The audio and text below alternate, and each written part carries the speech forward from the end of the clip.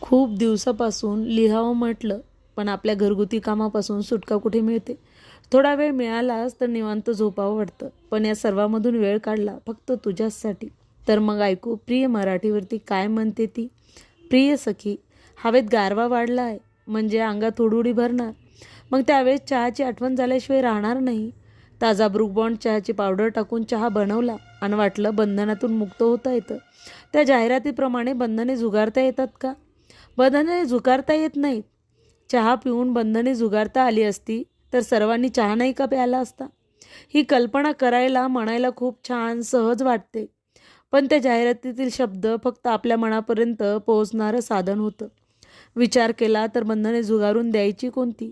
सातच्या आत घरात येण्याची, की पत्नी म्हणून चूल मूल सांभाळून चाकोरी बाहेर पडण्याची?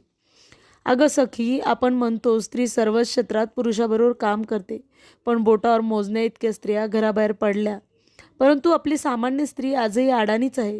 तिला बंधने झुगारणे, स्वातंत्र्य, अधिकार, निर्णय स्वातंत्र्य याचा अर्थही उमगत नाही. सखी, तुझा माझा विकास झाला म्हणजे सर्व स्त्री वर्गाचा विकास झाला असं मुळीच नाही. अगं, तुझ्याकडे तल्लख बुद्धिमत्ता, निर्णय क्षमता, आर्थिक नियोजन सगळं आहे, पण त्याचा उपयोग तुला चार भिंतीतही करू देत नाहीत.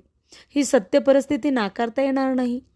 कल्पना चावला, सुनीता विल्यम्स सारख्या स्त्रिया आकाशाला गवसणी घालतायत, परंतु आपली सामान्य स्त्री अजूनही घरातच आहे.